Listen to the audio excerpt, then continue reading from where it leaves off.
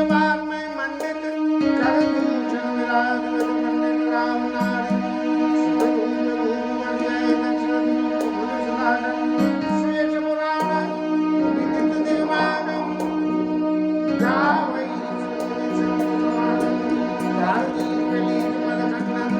सब विधि कुशल कौशला मंडन कलिमल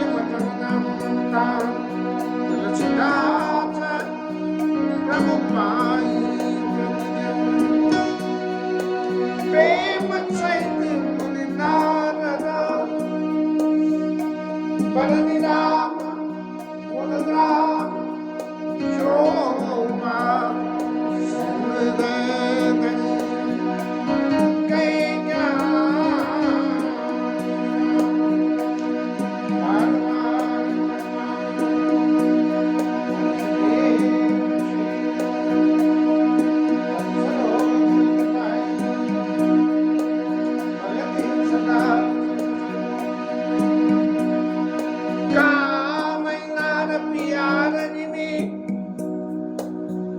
लो वही प्रिय जिमिदाम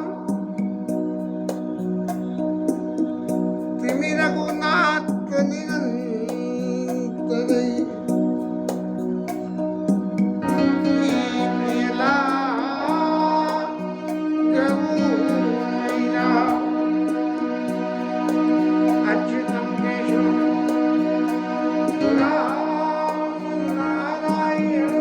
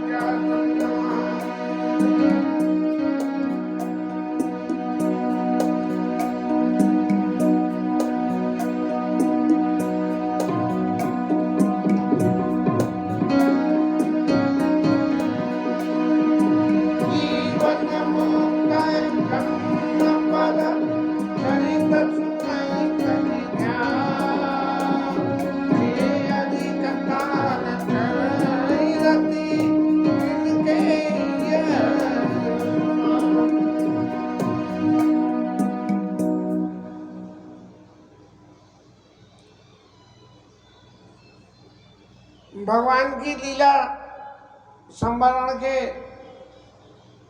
इस प्रसंग में जो अंत में भगवान ने पूर्ववासियों को उपदेश किया,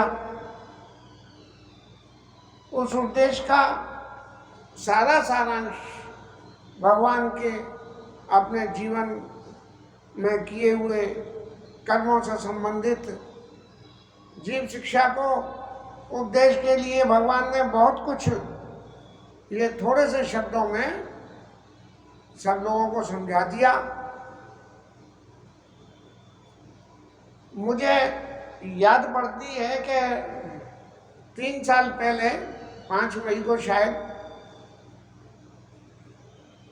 ये कोरोना काल में अंदर कोई ऐसी प्रेरणा हुई कि क्योंकि कोरोना काल में कहीं कुछ जाना नहीं, आना नहीं, कुछ करना नहीं, तो वक्त कैसे पास होगा, तो क्यों ना हम राम कथा करें।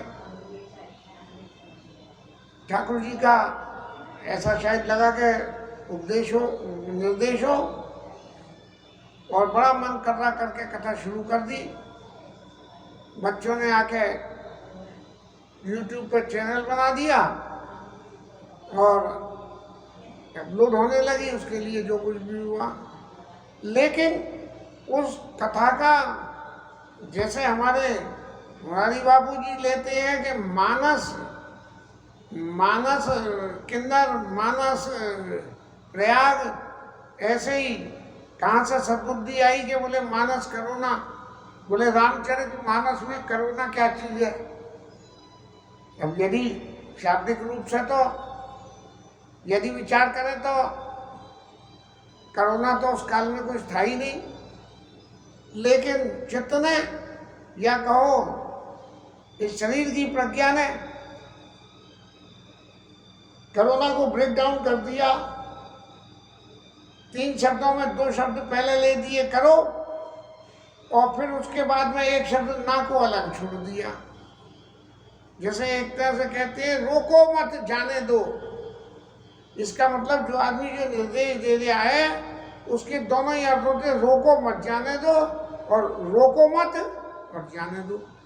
ऐसे ही जो है ये करुणा में करो और ना शब्दों की व्याख्या के लिए 1 महीने तक जीवन के प्रारंभिक अवस्था में गोस्वामी जी के भावों को और राम जी को सुनाने के लिए आयोजन करता रहा।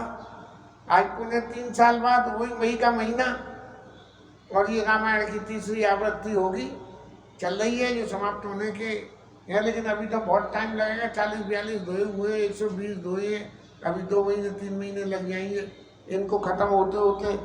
क्योंकि किसी भी ग्रंथ की रचना करने के उपरांत रचनाकार को जो जीवन के सबसे ज़्यादा जरूरी माने आइटम ऑफ नेसेसिटी जो होते हैं उन सबका ज्ञान हो पाता है। हमें भी ऐसे ही कुछ न कुछ ज्ञान हुआ, तो जो आगे की कथा में कुछ आवेगी वो हमारा ज्ञान कोई मतलब की बात पकड़ पाता है क्या, ये पता लग जाएगी। अब भगवान के इस चरित्र को नारद मुनि जाके ऊपर सुना रहे हैं और सब लोग सुन के बड़े खुश हो रहे हैं। उतने ही खुश हो रहे हैं जैसे हमारे घर में किसी छोटे बालक भगवान की क्रिया को जब हम अपने रिश्तेदारों के बीच में मिलते हैं तो उसकी व्याख्या, उसके गुणों की चर्चा और अपने आप को अपनी धन्यता की बातें कहते हैं।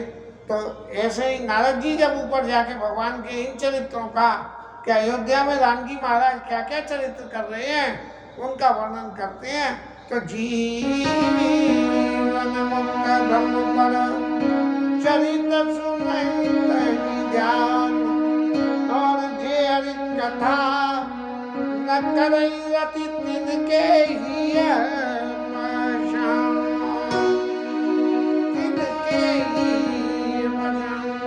अब उसी भगवान के क्षेत्र की लीला में ये आगे की लीला आ रही है।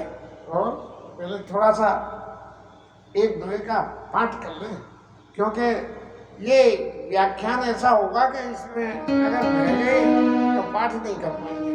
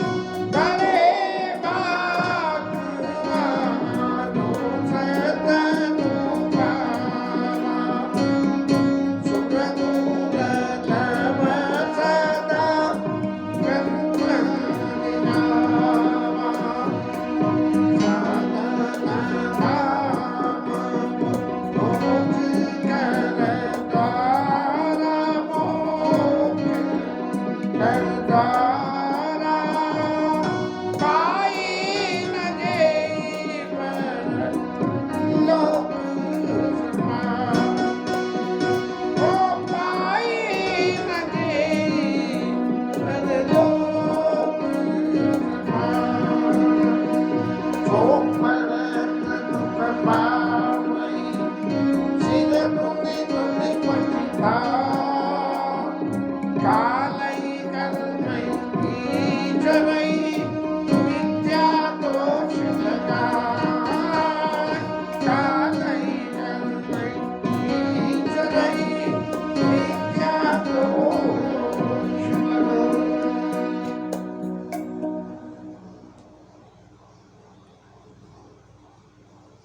महाराज राम जी ने समस्त प्रवासियों को निमंत्रण भेजा कि आप हमारे राजमहल में पधारे। जब निमंत्रण प्रवासियों को भेजा तो उस निमंत्रण में ब्राह्मण भी आ गए और गुरु महाराज थे। स्पष्ट रूप से नहीं है, लेकिन ये बात निश्चित है कि गुरु महाराज में वशिष्ठ जी महाराज निश्चित रूप से आए होंगे। गुरु द्विज पूर्वासी सब आए, सब लोग आए। अब गुरु जी को तो भगवान की लीला चरित्र को देखने के लिए या भगवान के स्वरूप भजन से भगवान के स्वरूप को प्राप्त करने के लिए यहाँ ब्रह्मा जी ने विशेष रूप से भेजा। जब भगवान के चरित्रों की लीला हो रही थी तो गुरु जी महाराज एक दिन पहुंचे और जाके उन्होंने राम जी से ये कहा कि उपरोहितई कर्म अतु मंदा, पुरोहिताई का कर्म अत्यंत मंदा है, बहुत खोटी चीज है।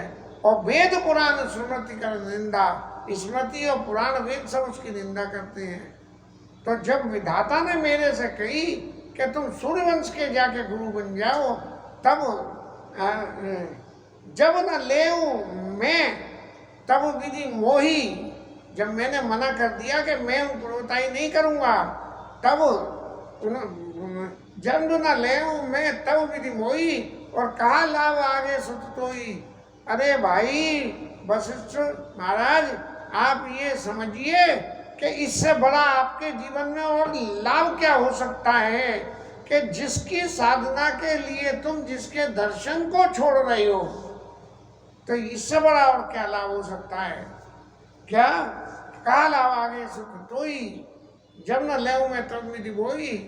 कहा लाभ आगे सुख तोई।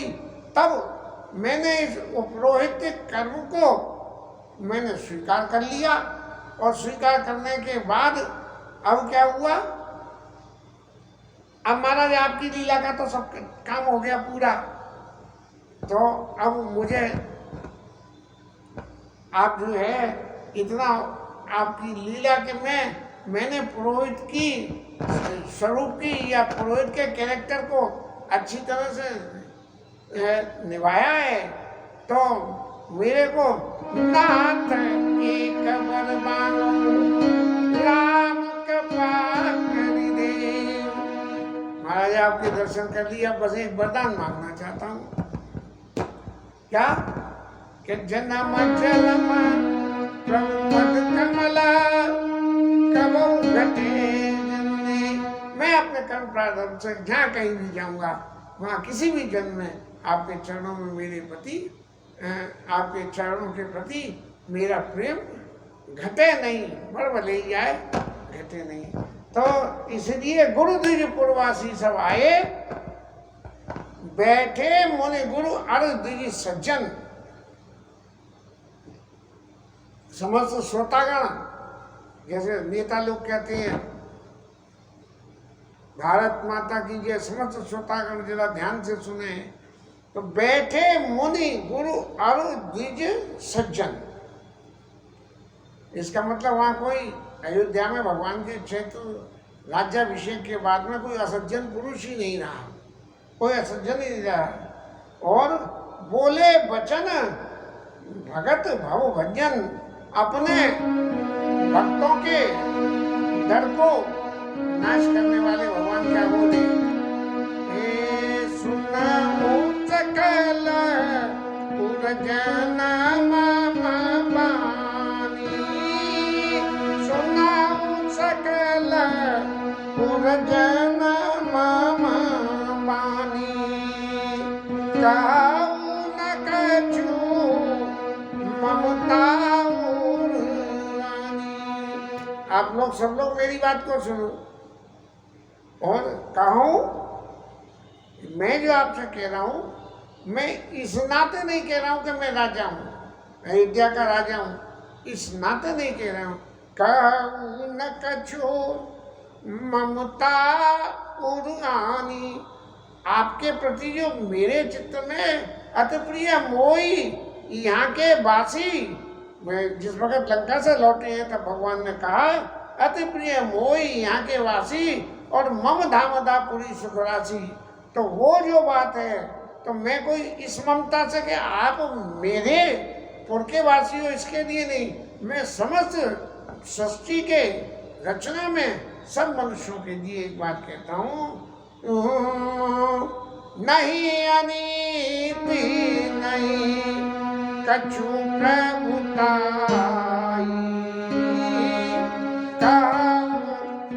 करऊं जो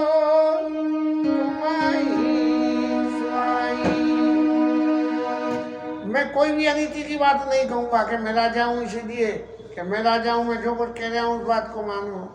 और प्रभुता प्रभुता क्या कि मैं भगवत स्वरूप में हूँ लेकिन लीला कर रहा हूँ इसलिए मेरी बात मानो ये भी नहीं कहूँगा। और आपके लिए क्या है कि सुनाऊँ आप सिर्फ एक काम करो जो मैं कह रहा हूँ उसका श्रवण करो सुनाऊँ करऊं जो तुम्हीं सुहाई सुनाऊं करऊं जो तुम्हीं सुहाई सुनाऊं करऊं जो तुम्हीं सुहाई। जो आप लोगों को अच्छा लगे वो करना लेकिन मैं जो कुछ आपको कह रहा हूँ वो बातें ऐसी हैं कि आपके जीवन में काम आने वाली है। ये मनुष्य शरीर मिलने के बाद जीव को क्या करना चाहिए क्या नहीं करना चाहिए करो और ना करो ये करो ना शब्द की व्याख्या से जो जुड़ गया ये प्रभु खुद कह रहे हैं कि करऊं जो तुम्हीं सा सुहाई। ये तो नहीं तुम्हारे ऊपर की बात अब मेरे चित्त की बात को समझो मैं क्या कह रहा हूँ। सोई सेवक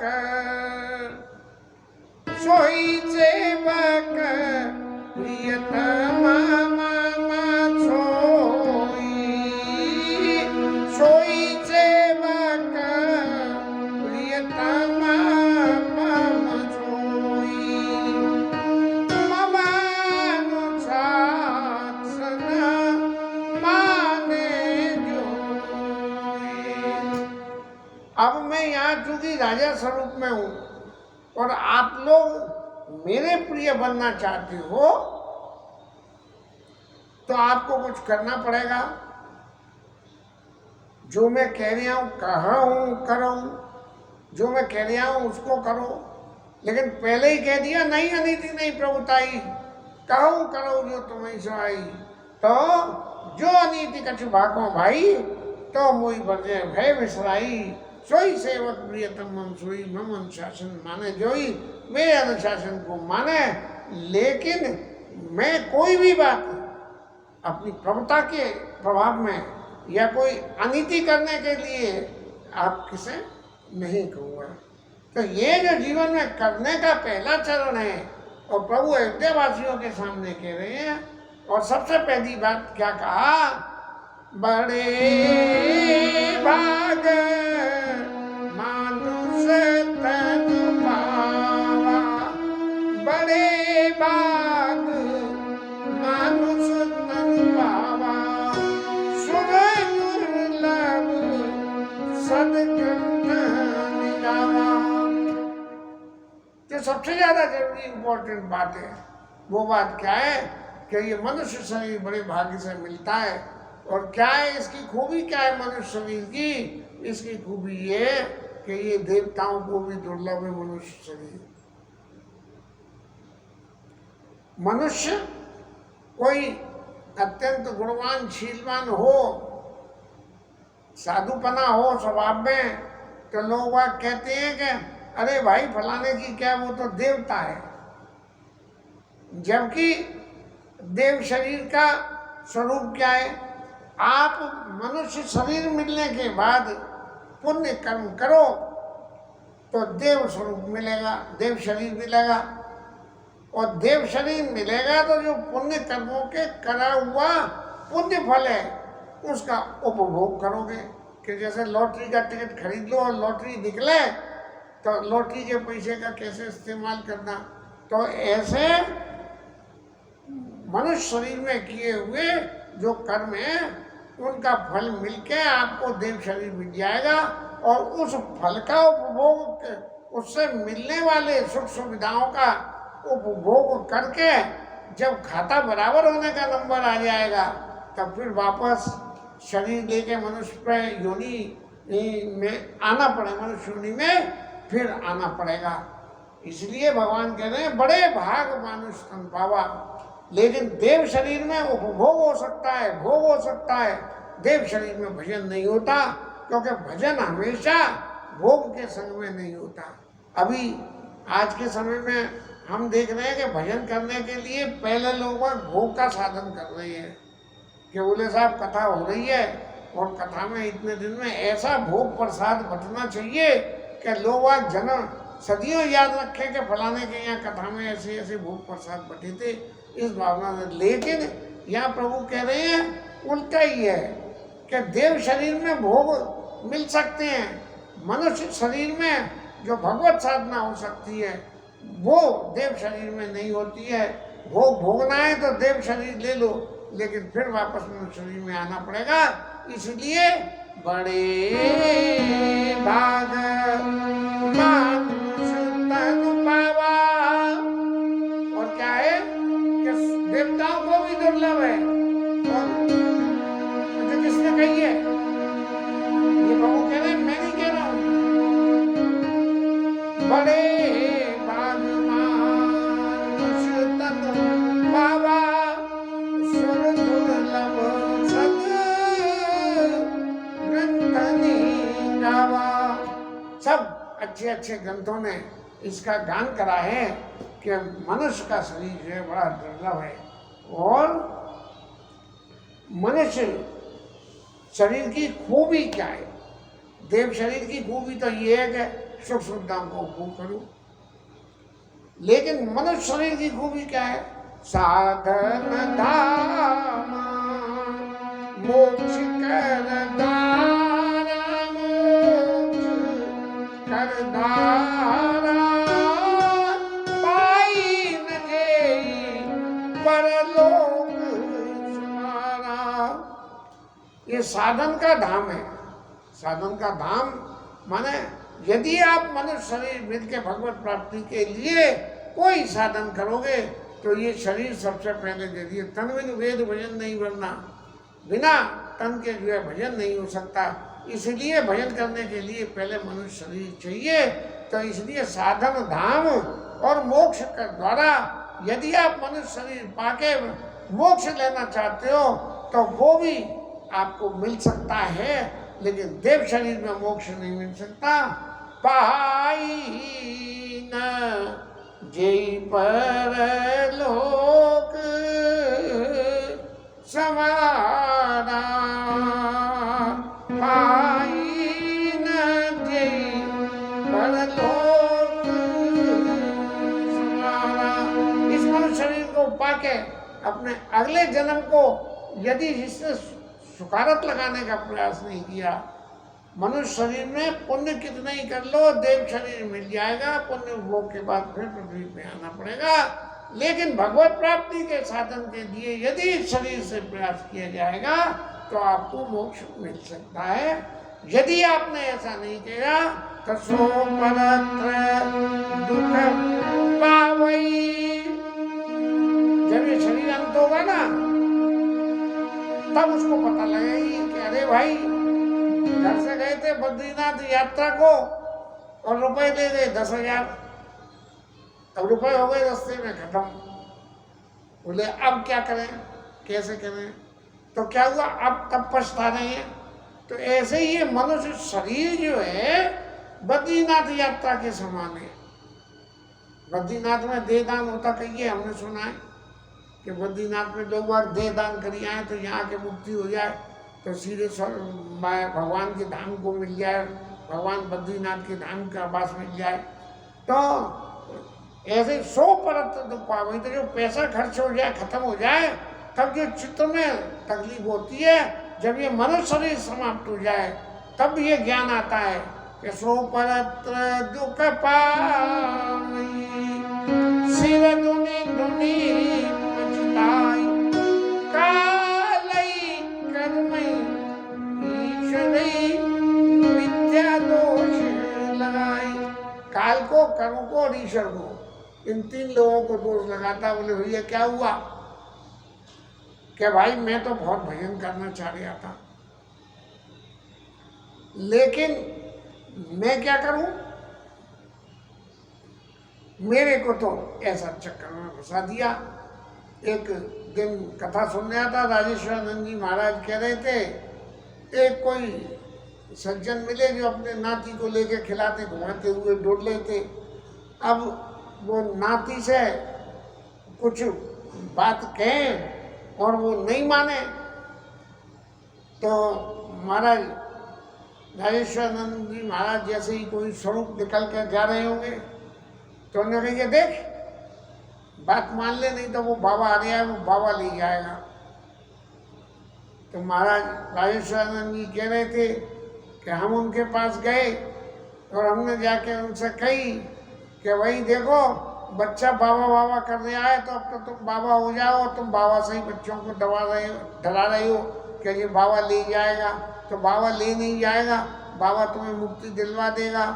लेकिन तभी वो महाराज 100 परत दुख पावई वाली स्थिति आई सामने, तो वो महाराज कहने लगे, भाई मैं क्या करूं, मैं तो बाबा खूब हो जाऊं, बाबा बन तो गया हूं, शब्दों से बाबा बनाऊं, अब शरीर से भी बाबा बन जाऊं, लेकिन मैं क्या करूं, मैं नाना भी बन गया हूं। तो वो बच्चा नाना नाना कर रहा है, ये कह रहा है बाबा हो जा, वो कह रहा है ना हो जा, नाना नाना, तो मैं क्या करूं? तो 100 परत दुख पावई, सिर दुनि दुनि पछताई। और फिर क्या करता है कि कालई कर्मई ईश्वरई मिथ्या दोष लगाई। काल और कर्म को और ईश्वर को, अरे भगवान गृहस्थी के झमेले में ऐसा फंसा दिया मेरे को, तो मैं क्या करता क्या नहीं करता, इस तरह से मिथ्या झूठा दोष काल को, कर्म को और विधाता को लगाते हैं। और इसके साथ यह कथा विश्राम, हरि नाम कीर्तन, क्योंकि प्रसंग तो बहुत लंबा है, व्याख्या में उतरते चले जाएंगे, आगे का दुआ पूरा नहीं हो पाएगा।